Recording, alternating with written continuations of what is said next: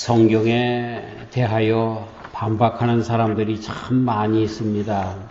이제 반박하면서 어떤 분이 독일에 있을 때 그 불신앙에 대표하는 그러한 그 책을 썼는데 성경이 맞지 않는 800가지 이유 성경이 서로 맞지 않는 그래서 하나님의 말씀이 아니다라고 하는 800가지 이유가 있다는 것입니다. 뭐 예를 들어 그거죠. 그 예수님께서 십자가에 달려 돌아가실 때에 어느 복음서에는 좌우편에 강도가 있었다 그렇게 했고 또 다른 죄인들과 함께 예수님이 그렇게 십자가에 달렸다. 그렇기 때문에 예수님의 십자가에서 이것은 사람들이 서로 꾸며낸 이야기지 역사적인 사실이 아니다. 뭐 이렇게 이야기하는 사람들도 있습니다.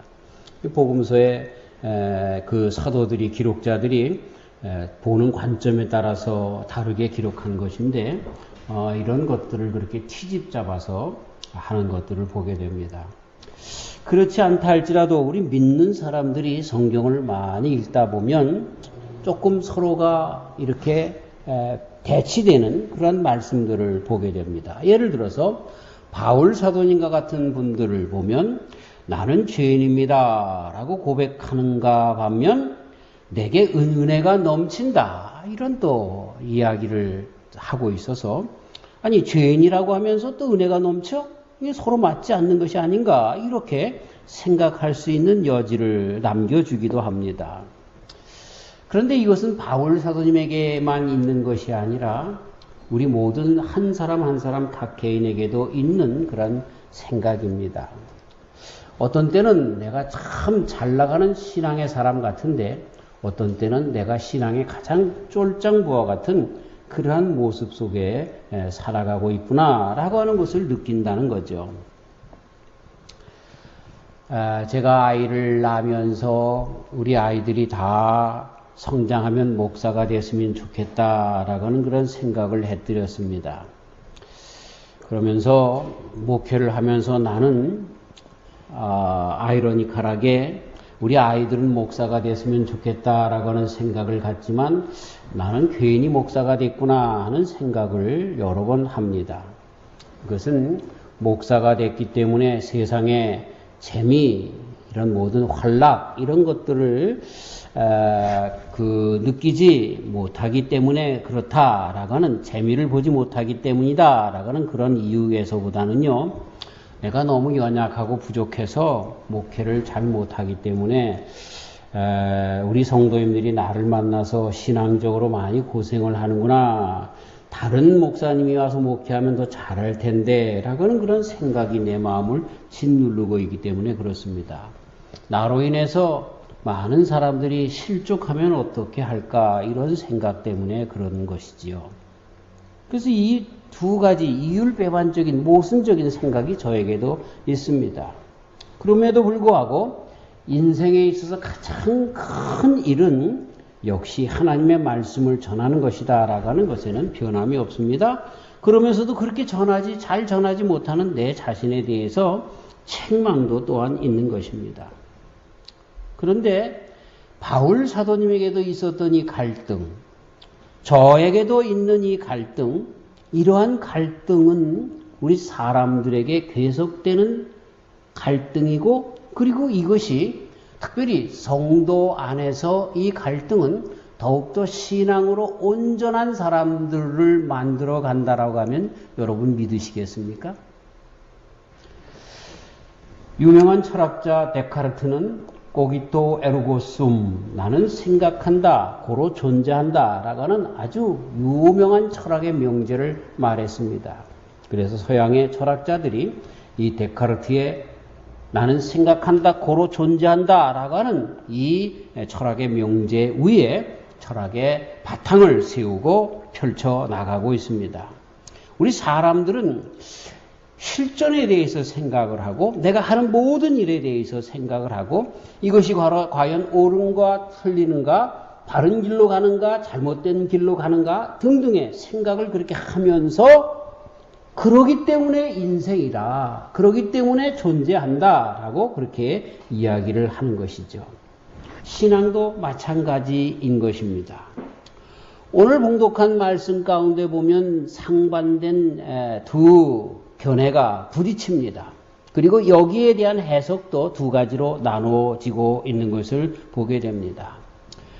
두 개의 법이 바울 사도님 안에서 서로 상충되어 싸우고 있는 것을 기록하고 있는데, 하나는 하나님의 법이고 다른 하나는 죄의 법이다. 그래서 하나님의 마음, 또 다른 하나는 세상의 그런 사단의 마음, 육신의 마음, 이런 것들이 서로 투쟁하고 있다라고 그렇게 가르쳐주고 있습니다. 그러면서 이것이 지금 바울의 현존이라고 그렇게 설명을 하고 있습니다. 자, 여기에 대하여 많은 신학자들은 둘로 나누어져서 바울 사도님이 이렇게 고백한 고백에 대해서 이야기를 하고 있습니다. 하나의 그런 신학적인 견해는 뭐냐면, 이것은 바울 사도님이 예수님을 믿기 전에 그런 상태였다가 예수님을 믿은 다음에 그 고백이 없어졌다, 이렇게 보는 것입니다. 곧 맨 처음 신앙을 가질 때 하는 고백, 이것이 지금 바울 사도님이 여기서 하고 있는 것이다. 만약에 이 견해가 맞는다라고 하면 회개하는 것이 신앙의 입문이다라고 하는 측면에서 맞습니다. 그리고 만약에 이 고백을 그렇게 이 견해를 우리가 택한다라고 하면 한 번의 회개는 완전한 회개고 더 이상 회개할 바가 없다라고 주장할 수 있게 되는 것입니다. 신학적으로 이야기를 하면 중생을 성결, 더 나아가서는 영화로운 단계까지 이 중생, regeneration을 sanctification 또는 glorification, 이렇게 같이 보는 견해인 것입니다. 요한 칼빈이라고 하는 장로교의 창시자분이 이러한 견지를 갖고 있습니다. 물론 정확하게 그렇다 할 것은 아니지만 그런 생각을 갖고 있습니다. 그러나 또 다른 견지를 갖고 있는 분들이 있습니다. 이거는 뭐냐면 신자의 고백이다라고 하는 것입니다. 믿는 사람의 고백이다. 믿는 사람들도, 바울 사도님과 같이 훌륭한 신앙인들도 아직도 계속해서 내면적으로 신앙의 갈등 속에서 싸우고 있다는 것을 나타낸 것이다, 이렇게 보는 거죠. 그래서 이것은 성도가 하는 회개다. 감리교의 창시자 요한 웨슬레 선생님은 그래서 성도 안에 또는 신자 안에 있는 죄라고 하는 설교 가운데서 이것을 분명하게 하고 있습니다. 회개하고 예수님을 받아들인 성도라 할지라도 죄가 있음을 시인하는 것. 우리가 안경을 끼면, 세상이 눈이 나빴던 사람이 안경을 끼면 세상을 환히 보게 되는데, 그러나 오래 끼다 보면 이 안경에 먼지를 닦아주지 않으면 더 밝게 보일 수 없는 것처럼 계속해서 우리가 그 안경을 닦아줘야 한다라고 이야기를 하면서, 우리가 예수님으로 말미암아 영안을 가졌는데 다시 계속해서 그 눈을 닦아줘야, 안경을 닦아줘야 더 밝게 볼 수 있는 것과 마찬가지다라고 하는 그런 이치로 설명을 하고 있습니다.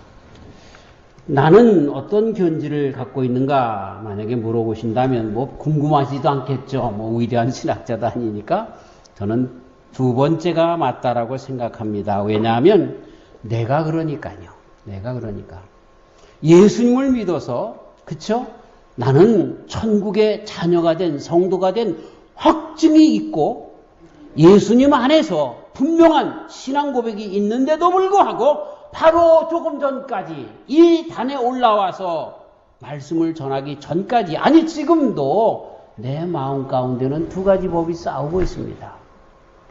설교를 하는 내가 온전치 못하다라는 거 하는 거예요. 하나님 보시기에 아직도 많은 죄에 대한 고백이 있고 갈등이 있다는 것입니다. 그런데 이것이 나에게만 있는 것이 아니라 우리들의 신앙의 선배들도 다 그래왔던 것을 보면 바울 사도님이 역시 마찬가지 아니었겠는가라고 하는 것입니다. 성 어거스틴, 그는 이렇게 이야기합니다. 원수가 나를 붙잡았고 죄의 고리를 만들어 나를 묶었다. 이렇게 기록을 하고 있는 것을 보면 그가 고백록 참회록에서 이미 다 고백을 하고 그렇게 주님 앞에 돌아왔지만 그가 신앙생활을 해 나가면서도 역시 원수가 죄 사슬로 나를 계속해서 얽어매고 있다라고 하면서 오호라 나는 곤고한 자로다. 누가 이 사망의 몸에서 나를 건져내랴 라고 고백했던 바울 사도님의 고백이 어거스틴 선생님의 고백인 것을 보게 됩니다. 우리가 잘 아는 아브라함과 같은 분들, 그분은 하나님의 말씀을 따라서 정말 갈대아 우르를 떠나고 또 그래 하란을 떠나고 가나안까지 와 정말 하나님의 뜻에 맞춰서 살아가는 사람인 것 같았는데 웬거려 자기 부인을 자기 누이라고 속여서 애굽의 바로 왕에게 빼앗길 뻔했고 또 그랄 지방에서 그랄 왕 세덱에게 멜기세덱에게도 그렇게 또 빼앗길 뻔했던 그러한 참 엄청난 그 일을 실수를 하는 그런 사람인 것을 보면 우리가 아무리 신앙이 있다 할지라도 계속해서 그렇죠?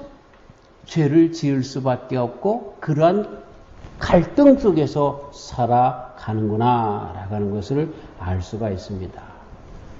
이 문제를 풀기 위해서 많이 기도하면서 많은 서적들을 들춰보면서 다른 분들은 뭐라고 이야기하는가라고 하는 것들을 생각해 봤습니다. 아니 한번 예수님을 믿었으면 그것으로 끝이지 뭘 자꾸만 또 죄를 짓고 또 회개하고 또 죄를 짓고 그러냐 말이냐. 이런 이 마음속에 숙제가 있어서 언제까지 나는 이렇게 살아가야 되는 것인가라고 하는 그 갈증이 있어서 찾아보다가 성숙이 뭔가라고 하는 것에 대해서 생각을 하게 되었습니다. 여러분 육체적인 성숙이 있을 수 있습니다. 이것은 자연적으로 키가 자라고 몸이 커지고 힘이 있어져가는 그러한 모습인 거죠. 그래서 신체적으로 일을 하며 또 남을 도울 수 있는 부모를 돕고 또 섬길 수 있는 그런 데까지 나가는 강해지는 그런 것들을 우리 신체적인 성숙이라고 이야기할 수 있겠습니다. 정신적인 성숙이 있지 않겠습니까? 이 지식이 많아지고 견문이 넓어지고 또 내 자아에 대하여 좀 뭔가 모르게 정말 정체성이 분명해지고 다른 사람들에게 흔들리지 않는 그러한 성숙이 정신적인 성숙이라고도 이야기할 수 있습니다. 그래서 자신이 사회 속에 다른 사람들과 함께 살아가면서 타인과 마찰이 없이 살아가며 타인을 도와가며 그리고 책임감의 범위가 넓어져서 타인에 대해서도 책임을 지을 수 있는 데까지 나아가는 자들, 이런 사람들을 정신적인 성숙한 사람, 다른 사람들을 돕는 데까지 나가는 그러한 성인의 자리까지 나가는 이런 사람들을 정신적으로 성숙하다라고 이야기할 수 있겠습니다. 그러나 영적으로 성숙한 사람들이 있습니다.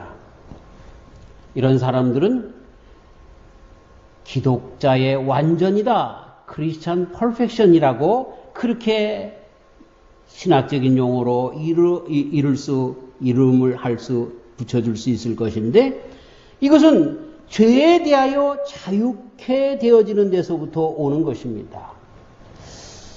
우리 예수님께서 하늘에 계신 아버지께서 온전하신 것처럼 너희도 온전하라, 이 퍼펙트하라 라고 명령하셨습니다. 바로 영적 성숙이 나아가야 할 것은 바로 거기까지인 것입니다.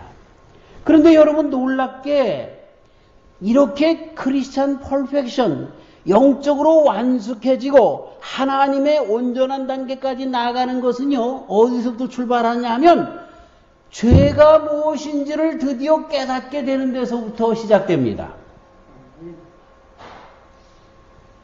죄가 죄인지도 모르고 그 죄 가운데 있으면서 죄에 뒹굴르는 사람들은 영적으로 도저히 성숙한데 나아갈 수가 없는 것입니다.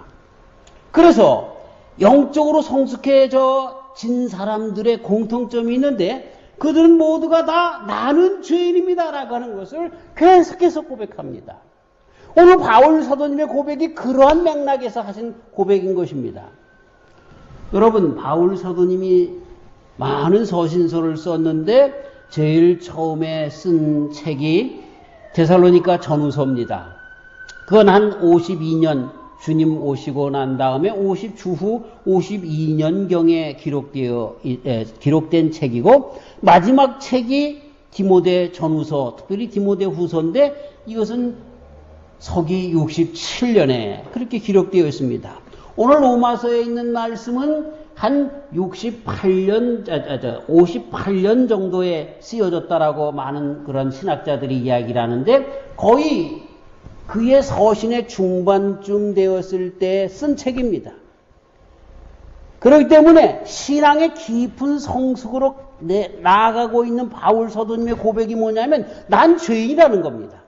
아니, 신앙이 점점 더 좋아지면 좋아질수록, 깊이 들어가면 들어갈수록 난 죄가 없어, 나는 주님 안에서 자유로워, 이렇게 고백해야지. 나는 죄인이다. 얼마나 내가 이 죄 때문에 계속해서 고민하고 싸우고 있는지, 나는 오호라, 나는 곤고한 사람이다. 난 사망의 몸에서 누가 나를 건져내랴 라고 하는 그런 처절한 죄에 대한 싸움을 그가 하고 있느냐 말입니다. 근데 그것이요, 바울 사도님이 신앙이 있기 때문에 그 고백을 한다는 거예요. 요한 웨슬레 선생님도 그 고백을 합니다. 어거스틴 선생님도 그 고백을 합니다. 우리가 잘 아는 성 프란시스라고 하시는 분은 평생 가도록 3가지 기도만 합니다. 하나님 감사합니다. 하나님 감사합니다. 두 번째 기도는 뭡니까? 나는 죄인입니다. 세 번째 기도는 뭡니까? 그럼에도 불구하고 받아주시니 또 감사합니다.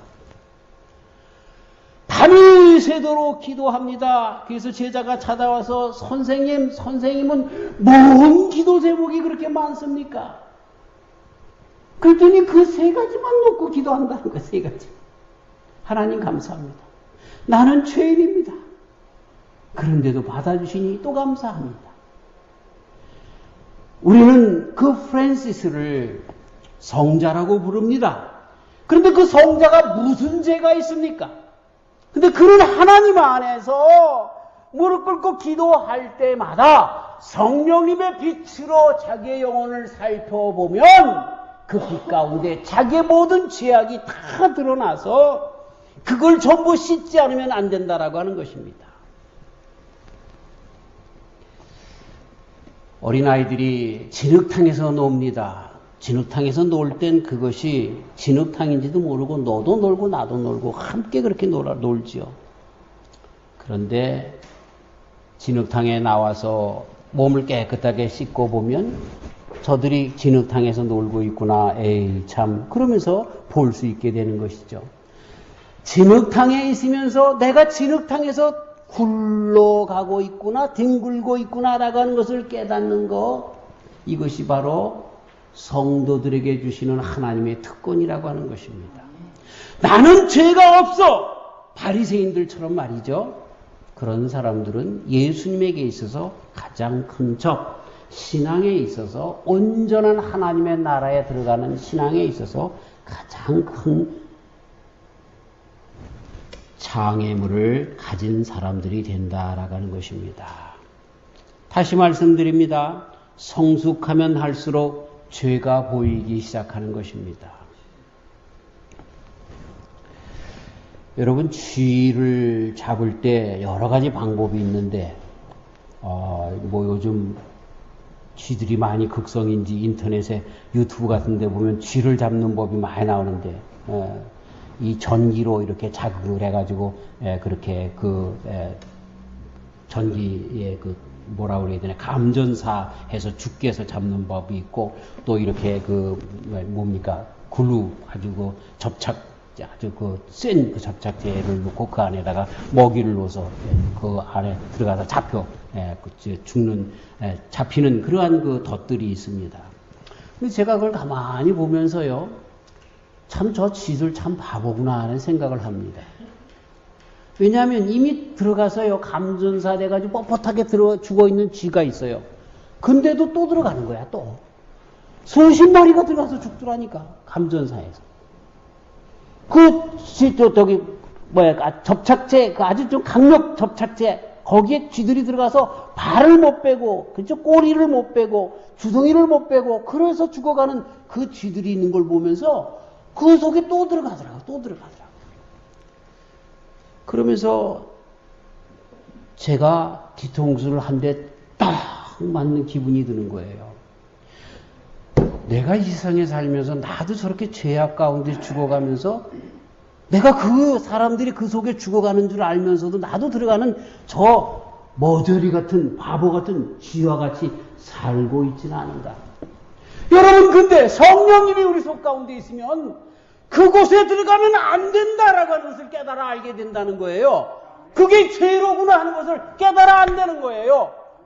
저기에 먹이가 있다 할지라도 거기 들어가면 안 돼. 저렇게 죽지. 저기에 먹이가 있다 할지라도 거기 들어가면 안 돼. 내가 거기에 붙어서 죽지. 세상 사람들이 세상에 향락에 빠져서 성적인 문란한 죄에 빠져서 동성연애를 해가며 또 물질의 재미 속에서 그저 하나님 앞에 나오지 못하고 물질의 모든 가문 가운데 빠져들어가면서 그 속에서 죽어가는지도 모르고 죽어가는데 나도 그 가운데 나도 모르는 사이에 빨려 들어가 있지는 않는가라고 하는 것입니다. 그런데 성도들이란 누굽니까? 그게 죄인 것을 드디어 인식하는 겁니다. 물론 아직도 내가 그것을 다 해결하지 못해서 내 마음은 물질에 가 있어요. 내 마음은 향락에 가 있어요. 그럼에도 불구하고 세상 사람들과 다른 것이 있는데 그게 뭐예요? 그게 죄인 줄 안다는 거예요. 그게 죄인 줄 안다는 거예요. 바울 사도님도 이것 때문에 싸우는 거예요.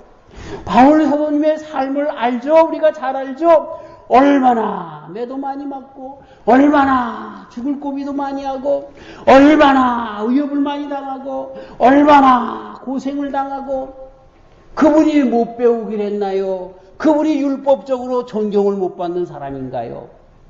그런데 이런 모든 것들이 다 제하여 저버린 채 고통과 많은 핍박이 그 삶 가운데 있기에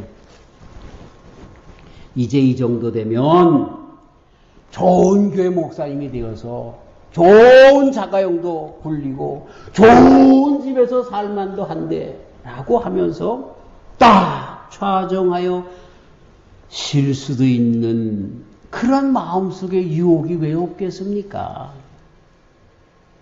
에베소 교회가 얼마나 빵빵 잘 나갑니까? 그가 지은 세운 많은 교회들이 얼마나 빵빵 잘 나갑니까? 가기만 하면 사도님 오셨습니까? 목사님 오셨습니까? 모든 사람들에게 섬김을 받는 그런 위치인데 그거 놔두고 또 나가서 오지에 복음이 들어가지 않는 곳에 내가 복음이 들어간 곳에는 씨를 뿌리지 않겠다라고 하면서 남이 세운 토대의 반석에 거기에 집을 짓지 않겠다라고 하면서 오늘은 이곳 내일은 저곳 다니는 분이니 그 마음 가운데 그런 마음이 왜 없겠습니까? 마치 우리가 하나님을 믿고 이제는 나는 근심하지 않겠어 라고 하면서도 근심과 염려를 하는 것, 아무도 미워하지 않겠다라고 하면서 마음속에 다짐을 해보지만 미운 사람을 보면 또 미워하는 것, 선을 행하는 것은 분명 하나님의 은혜인데 조그만 선을 행하면 마치 자기가 한 것처럼 공치사를 하려고 하는 그러한 교만함, 다른 사람이 존경받는 것보다 내가 존경받고 내가 뭐 한 일에 대하여 안 알아주면 괜히 섭섭한 그런 마음, 섬기는 자가 되겠다라고 다짐하면서도 섬김받기를 오히려 좋아하고 섬김을 받을 때 싫지 않은 그런 마음, 형제를 내 몸과 같이 사랑하겠다라고 하면서도 남의 집 자식이 잘 되는 것보다는 내 자식이 잘 되는 것을 더 좋아하는 마음, 세상에 먹지 못해서 굶어 죽어가는 사람들이 많은데도 밥이 목구멍에 술술 잘 넘어가기만 하는 그러한 내 모습, 세상 끝까지 이르러 복음을 증거하기에 힘쓰는 많은 선교사님들을 생각하면 복음 전도를 해야지, 참여해야지 라고 하지만 가까운 이웃에게도 예수님 믿으세요 전도 한번 못하는 마음, 이런 것들이 계속 부딪힌다는 거예요. 그런데 여러분, 내가 예수님을 믿기 전에는 이런 생각조차도 없었어요. 미워하는 사람 미워하는 것, 그건 당연한 거야. 내가 섬겨야 하는 것, 섬기지 않아도 그거 당연한 거야. 누가 뭐라고 그렇게 할 필요 없어. 네가 뭔데 왜 내 삶에 브레이크를 걸어? 이렇게 이야기할지언정 그것이 잘못인지 몰랐다는 거예요. 그런데 이제 그리스도 예수님의 복음이 들어오고 성령의 빛이 내 안에 들어오니까 바울 사도님처럼 더 많은 염려, 근심, 걱정이 생기는 거예요. 하나님의 말씀 가운데 내가 그렇게 살지 못하는 것들이 싸우게 되어지는 거예요. 옛날에는 내가 싸우던 사람들과 그냥 싸웠어요. 하지만 이제는 원수를 사랑하라 라고 하는 말씀이 내 속에 있기 때문에 오호라 나는 곤고한 자로다 이렇게 되는 거예요. 그렇게 싸우면 안 되거든요. 그게 하나님의 법이거든요. 옛날에는 그것이 나에게 아무런 상관이 없었어요. 이런 것들이 예수님을 더 깊이 믿으면 믿을수록 더 마음의 갈등으로 와 닿게 된다는 거예요. 이런 단계까지 나가시는 저와 우리 성도님들 되시기를 주님의 이름으로 축원합니다. 오호라 나는 곤고한 자로다 고백하는 사람들은 진정 하나님의 복 있는 사람들이에요. 우리가 선한 것에 대하여 우리 하나님의 귀한 거룩에 대하여 생각이 되어지면 되어질수록, 그리고 그것이 나의 삶의 목표가 되면 될수록 이상과 육체의 현실 사이에 간격이 점점 더 멀어져서 괴로워지게 되어진다는 거죠. 하나님의 말씀을 배우면 배울수록, 그리고 깨달으면 깨달을수록 그것을 실천하려는 소원이 더욱더 강렬해지면 강렬해질수록 그렇지 못하고 주저앉아 있는 내 자신을 보면서 안타까움이 더욱더 더해가기만 한다는 거예요. 여러분, 이럴 때에 두 가지로 나타납니다. 하나는 바리새인들처럼 자기가 하는 것만 자랑하는 겁니다. 그리고 자기가 하는 것만 자랑할 뿐만 아니라 그렇게 하지 못하는 사람들은 에이 저것도 못해. 목사가 왜 저래? 장로가 왜 저래? 저 사람은 왜 저래? 이렇게 비평만 하는 사람들로 나가죠. 그 사람들은 예수님께로 많은 책망을 받은 잘못된 신앙인들이 되어진다는 것입니다. 예수님을 믿는다라고 하는 사람들 가운데 태만이나 되는 많은 사람들이 여기에 머무르고 있습니다.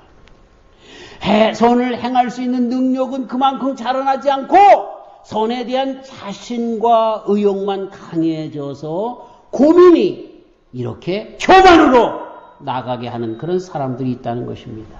하지만 그것을 깨닫게 되어진 것이 하나님의 축복인 것을 깨달아 알고 죄악 속에 빠져 있으면 그나마 헤어나올 엄두도 못 내지 않습니까? 그것이 죄인지도 모른 채 그 속에 빠져 있지 않습니까? 그러나 이제는 알지 않습니까? 그래서 이제는 거기서도 나가려고 하는 시도를 하는 그러한 단계에 나간다는 것이죠. 독일에서 같이 공부하고 있던 그런 우리 한 분 계신데, 근데 그분이 덩치가 좋습니다. 중학교 다닐 때도 덩치가 좋아서 어느 날 차비가 떨어져가지고 길 가다가 어떤 학생을 붙잡고, 야, 나 집에 가야 되는데 차비가 없는데 돈 좀 꿔줄래? 그랬더니 그 아이가 돈을 그냥 주더라는 거예요. 그래서 그 다음서부터는 그게 버릇이 되어서 돈만 없으면, 야, 난 배가 고픈데 돈 좀 줄래? 그럼 준다는 거예요. 근데 왜 줬냐면 이 사람 덩치가 크니까 깡패인 줄 알고 줬던 거예요. 그게 몰랐어요, 자기는. 그래서 아이들이 전부 마음이 좋구나. 근데 하루는 그분이 세문안교회에 다녔는데 세문안교회 중등부 선생님이 부르더래요. 야, 너 이러고 이런다는데 그러냐? 네. 뭐 내가 그냥 애들 보고 달라고 그러면 다 줘요. 그래서 애들이 다 착한데요. 그랬더니 너 반대로 한번 생각을 해봐라. 그러면 그때 선생님께로부터 알게 된 것이 네가 덩치가 좋아서 아이들이 다 네가 깡패인 줄 알고 그런다는 거예요. 그래서 빼앗긴 사람들의 마음을 네가 알겠느냐? 그 이야기를 듣고서 이게 잘못된 것이구나 하는 것을 알아서 그 다음부터는 그렇게 하지 않았다라고 하는 말을 들었습니다. 우스웠지만 그러나 우리 신앙도 마찬가지가 아닌가 싶습니다. 우리가 세상에 살면서 얼마나 다른 사람들에게 마음 아프게 하고 얼마나 우리 하나님께 대하여 마음 아프게 하며 살면서도 아무것도 모르고 살까요? 그러나 우리가 깊이 더 들어가면 들어갈수록 하나님의 말씀을 알면 알수록 이러면 안 되지. 그게 잘못된 거지. 그래서 드디어 구원의 줄을 붙잡고 갈망하면서 나아가게 되어진다라고 하는 것입니다. 절대로 세상 사람들은, 육신에 속한 사람들은 그런 고민이 없습니다. 그저 경찰에 안 잡히면 그만입니다. 들키지 않으면 그만입니다. 그러나 우리는 성령의 법이 우리를 사로잡고 있기 때문에 고민이 됩니다. 갈등이 됩니다. 그리고 그것을 해결합니다. 그러면서 바울 사도님이 여기에 치료법을 드디어 발견하고 예수님으로만 이런 모든 것이 또다시 가능하다라고 가르쳐주고 있습니다. 우리를 구원하실 분이 계시다. 이러한 정말 사망의 몸에서 나를 건져낼 분이 계시다. 그분이 예수님이다. 그렇게 이야기를 하고 있습니다. 이건 개인적인 노력으로 되어지는 것이 아니다라고 하는 것입니다. 우리 기독교가 다른 종교들과 다른 많은 점이 있습니다. 그런데 타 종교는 거의 모두가 다 내가 도를 닦음으로, 내가 선행을 행함으로 구원에 이르게 된다는 것입니다. 기타의 교육과 철학과 이런 것을 통해서 또 많은 좋은 환경으로 사람들이 구원을 얻게 되고 좀 더 나은 것으로 나가게 된다. 이렇게 이야기를 합니다. 하나, 기독교는 그렇지 않습니다. 시편 기자가 121편에서 나의 도움이 어디서 올꼬 천지를 지으신 여호와께로소다 라고 고백했던 것처럼 우리의 구원은 이런 모든 것에서 환난과 핍박뿐만 아니라 이런 모든 시험과 이 곤고한 몸 가운데서 벗어날 수 있는 것은 하나님께로부터 오는 도움, 곧 그리스도 예수님 안에서만 이루어진다라고 하는 것을 가르쳐주고 있습니다. 우리 한국은 일제의 어려운 가운데 있었습니다. 6.25의 어려운 가운데 있었습니다. 그럴 때마다 우리는 일제에 대하여 항거하고 했지만 3.1운동을 일으키고 했지만 그러나 우리가 자유를 우리 힘으로 쟁취하지 못했습니다. 미국이라고 하는 나라가, 연합군이라고 하는 나라가 우리를 도와줬기 때문에 자유한국이 되어졌던 것입니다. 마찬가지로 우리 인생도 연약한 우리가 아무리 구원을 받으려고 하고 이런 취약된 곳에서 나오려고 해도 나올 수가 없습니다. 나의 도움을 받아야 하는 것입니다. 어디서부터 오는? 산으로부터 오는 그리스도 예수님께로부터 오는 그 구원을 받아야 되는 것입니다. 사랑하는 성도 여러분, 우리가 맨 처음에 구원받는 것은 그리스도 예수님을 믿어서입니다. 그리고 계속해서 우리가 이 세상 가운데 점점 기독자의 완전으로 하나님의 거룩함 가운데로 나가는 때에도 우리 주님의 구원을, 도움을 바라야 하는 것입니다. 우리를 온전케 하시는 예수님의 능력으로 가능케 되는 것입니다. 드디어 이런 가운데서 정말로 너무나 모순적인 것 같은데 점점 더 우리의 죄악이 무엇인지 알게 되어지면 예를 들어서 제 자신이 목사가 왜 이래? 왜 이 모양인지 모르겠어? 라고 하는 그 가운데서 그래요 주님 나는 이렇게 모자라고 부족해요. 우리 예수님 도와주시지 않으면 안 돼요. 성령님 도와주시지 않으면 안 돼요. 라고 하는 것으로 더욱더 주님을 의지하게 된다는 거예요. 그래서 우리들의 구원이 더 완전해진다라고 하는 그러한 말씀인 것입니다. 그리고 그러기 때문에 이런 분들은 교만할 수가 없어요. 바리새인들이 되어줄 수가 없어요. 그리스도 예수님께서만이 온전히 나의 삶을 인도해 주시는 분이시다라고 하는 것입니다. 사랑하는 성도 여러분, 성령님이 우리들에게 오시면 우리가 영적으로 날카로워집니다. 무엇이 죄인지 잘 압니다. 세상 사람들은 그것이 죄인지도 모르고 그 속에 빠져 죽어갑니다. 하지만 성령의 사람들은, 성도들은 죄가 죄인 줄 압니다. 그리고 정말 마음 가운데 괴로움이 있습니다. 그래서 우리 주님을 더욱더 붙잡게 되어지고 그래서 모든 면에서 순수하고도 깨끗하게 주님만을 더욱더 의지하는 신앙의 사람으로 나아가 이것이 바로 기독자의 완전, 하나님의 거룩함까지 나아가는 완전으로 나아가게 된다는 것입니다. 얼마나 감사한지 모릅니다. 조그만 죄 가운데도 기억나게 하시고 깨달아 알게 하시고 이로 말미암아 우리 주님에게 더욱더 붙어있는 사람으로 되어지는 것입니다. 말씀을 마치면서 한 분 목사님의 예화를 들고 말씀을 마치려고 합니다. 왕명도 목사님이라고 하는 중국의 목사님이십니다. 중국의 문화혁명이 일어나기 전에 그가 예수님을 어려서부터 믿어서 18살 때 되었을 때 죽을 병이 되어서 죽어가고 있는데 그의 마음 가운데 하나님 고쳐주시면 내가 주님의 복음을 증거하는 사람이 되겠습니다. 그랬더니 하나님께서 기도 즉시 그를 고쳐주었습니다. 그래서 그가 목사가 되었습니다. 복음을 증거합니다. 1949년에 그는 복음을 증거한다는 이유로 감옥에 잡혀 들어가게 되었습니다. 모진 매와 모진 고문을 당합니다. 그러면서 어떤 문서에 사인 하나 하면 내보내주겠다라고 하는데 너무나 그 고문이 고통스러워서 내용도 잘 아는지 모르는지 대강은 알았겠죠. 그래서 사인하고 석방되었습니다. 나중에 알고 보니까 난 법을 위반하여 그리스도 복음을 전했습니다.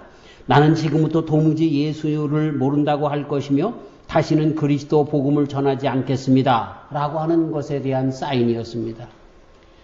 그것을 알고 난 다음에 이 왕명도 목사님은 너무너무나 양심에 갇히게 되는 겁니다. 그러면서 큰 두통이 와서 견딜 수가 없게 되었습니다. 그래서 이것이 하나님께로부터 오는 징벌인 줄 알고 하나님 다시 회개하며 나아가서 복음을 증거합니다. 맨발로 그리고 앞에다가 큰 판을 새겨서 나는 베드로입니다. 왜 베드로라고 이름을 적겠어요? 베드로가 예수님을 3번 부인했잖아요. 자기도 그렇게 부인했다는 거예요. 나는 베드로입니다. 그러나 나는 다시 그 주님을 사랑하고 섬기기를 원합니다. 여러분 예수님 믿으세요. 복음을 믿으세요. 이렇게 열심히 다니면서 전도했습니다.